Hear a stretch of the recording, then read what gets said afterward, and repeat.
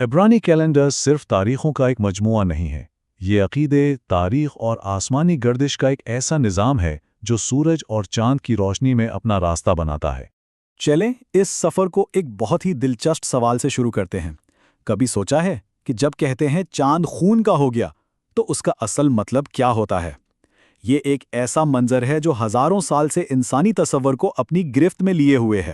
اچھا، اس کی جڑیں کافی گہری ہیں، خاص طور پر مذہبی روایات میں۔ جیسے یول نبی کی کتاب میں ایک پیشینگوئی ملتی ہے کہ خدا کے عظیم دن سے پہلے سورج تاریک ہو جائے گا اور چاند خون میں بدل جائے گا۔ تو آج ہم کیا دیکھنے والے ہیں؟ ہم اس کیلنڈر کے 5 خاص حصوں کو سمجھیں گے۔ پہلے دیکھیں گے چاند کا نظام، پھر ایام ہبت کیا ہیں، اس کے بعد قدیم تہوار، پھر تاریخ سے جڑے تہوار، اور آخر میں بات کریں گے تجدید اور امید کے ایک چکر کی۔ چلیں تو شروع کرتے ہیں پہلے حصے سے، چاند کا آہنگ۔ دیکھیں، اس کیلنڈر کے تہواروں کو سمجھنے کے لیے پہلے اس کی بنیاد کو سمجھنا بہت ضروری ہے۔ یہ کوئی عام کیلنڈر نہیں ہے۔ عبرانی کیلنڈر دراصل چاند اور سورج دونوں کے حساب سے چلتا ہے، یعنی مہینے تو چاند کے گھٹنے بڑھنے سے طے ہوتے ہیں، لیکن پورے سال کو سورج کے گرد زمین کے چکر سے جوڑ کر رکھا جاتا ہے۔ اور ایسا کیوں؟ تاکہ تورات میں جو زرعی تہواروں کا ذکر ہے وہ ہمیشہ اپنے صحیح موسم میں ہی آئیں۔ یہ دیکھیں، یہ ہے سال کے 12 مہینے، نیسان سے شروع ہو کر آدھار پر ختم ہوتے ہیں۔ ہر مہینہ یا تو 29 دن کا ہوتا ہے یا 30 کا، بالکل چاند کے سائیکل کے مطابق۔ ان ناموں میں بھی ایک پوری تاریخ چھپی ہے۔ کچھ نام تو بابل کی تہذیب سے ملتے جلتے ہیں، اور کچھ کے پرانے نام بائبل میں بھی ملتے ہیں، جیسے نیسان کو آبیب بھی کہا جاتا تھا۔ لیکن یہاں ایک چھوٹا سا مسئلہ ہے۔ چاند کا سال جو ہے وہ سورج کے سال سے تقریباً 11 دن چھوٹا ہوتا ہے۔ تو پھر یہ کیسے ممکن ہے کہ تہوار ہر سال ایک ہی موسم میں آئیں؟ وہ بھٹک کیوں نہیں جاتے؟ اس پوری گتھی کا حل ایک چھوٹے سے عدد میں ہے، 19۔ اسے کہتے ہیں میٹونک سائیکل، اور یہ فلکیات کا ایک کمال ہے۔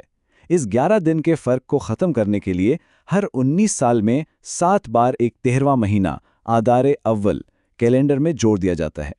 یہ لیپ سال اس سائیکل کے تیسرے، چھٹے، 8ویں، 11ویں، 14ویں، 17ویں اور 19ویں سال میں آتے ہیں۔ اس طرح کیلنڈر موسموں کے ساتھ بالکل قدم سے قدم ملا کر چلتا ہے۔ اچھا، اب جب ہم نے کیلنڈر کا بنیادی ڈھانچہ سمجھ لیا ہے تو آئیے سال کے سب سے اہم اور مقدس دنوں کی طرف چلتے ہیں۔ یہ ہیں ایام ہبت، جو تشریق کے مہینے میں آتے ہیں۔ ان دنوں کی شروعات ہوتی ہے روش ہشنا سے، جس کا مطلب ہے سال کا سر۔ یہ روحانی طور پر نئے سال کا دن ہے، اور اسے انصاف کا دن بھی مانا جاتا ہے، جب کہتے ہیں کہ تمام مخلوقات کا حساب کتاب کیا جاتا ہے۔ اس دن کی سب سے خاص بات ہے شوفار کا پھونکا جانا، یعنی مینڈھے کا سینگ۔ اس کی آواز کا مقصد لوگوں کو توبہ اور اپنے اعمال پر غور کرنے کی طرف بلانا ہے۔ اسے یوم دین یعنی یوم حساب اور یوم حذکرون یعنی یاد کرنے کا دن بھی کہتے ہیں، اور یہیں سے توبہ کے وہ 10 دن شروع ہوتے ہیں۔ ان دنوں کے بعد آتا ہے یوم کفار یعنی کفارے کا دن۔ مذہبی کتابوں میں اسے سال کا سب سے مقدس دن کہا گیا ہے۔ یہ وہ دن ہے جب انسان اور خدا کے درمیان رشتے کی تجدید ہوتی ہے اور گناہوں کی معافی مانگی جاتی ہے۔ اس دن کی عبادت بہت سخت ہوتی ہے۔ پورے 25 گھنٹے کا روزہ رکھا جاتا ہے، جس میں کھانے پینے کی مکمل ممانعت ہوتی ہے۔ اس کے علاوہ نہانے، چمڑے کے جوتے پہننے اور کسی بھی قسم کا کام کرنے کی بھی اجازت نہیں ہوتی۔ ان ساری دنیاوی آسائشوں کو چھوڑنے کا مقصد صرف یہ ہے کہ روح پاک ہو اور ساری توجہ صرف کفارے پر رہے۔ چلیں اب آگے بڑھتے ہیں 3 بڑے زیاتی تہواروں کی طرف۔ انہیں شالو شیرس ریگالم کہا جاتا ہے۔ تورات کے مطابق پرانے وقتوں میں لوگ ان تہواروں پر یروشلم میں ہیکل کی زیارت کرنے جایا کرتے تھے۔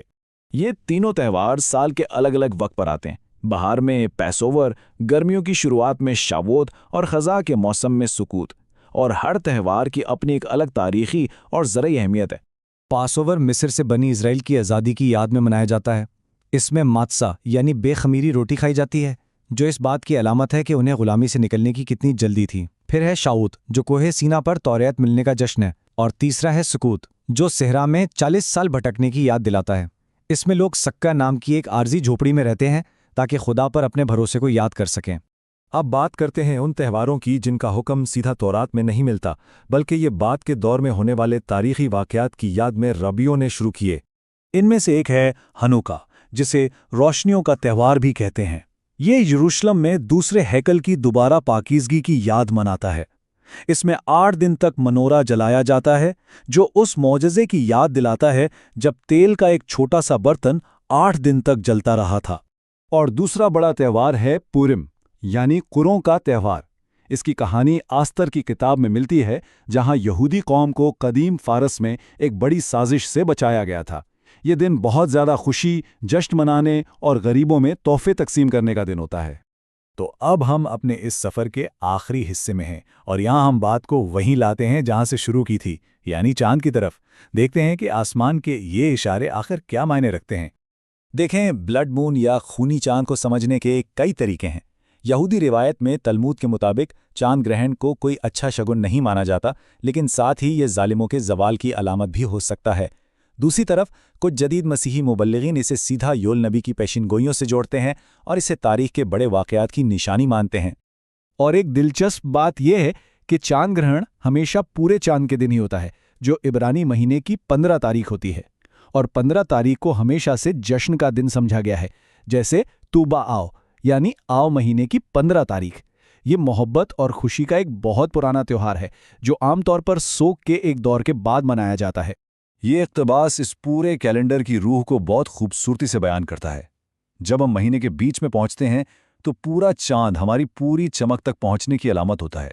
और चांद का घटना कोई इख्तिताम नहीं, बल्कि एक नया मरहला है, मुस्तकबिल में दोबारा ऊपर उठने के लिए एक वक्ती नुज़ूल। तो ये सब कुछ हमें इस सवाल पर ला खड़ा करता है कि ये कदीम कैलेंडर जो हज़ारों साल पुराने हैं, आज के दौर में भी किस तरह लोगों की शनाख्त, उनकी कम्युनिटी और वक्त के बारे में उनके एहसास को तश्कील दे रहे हैं।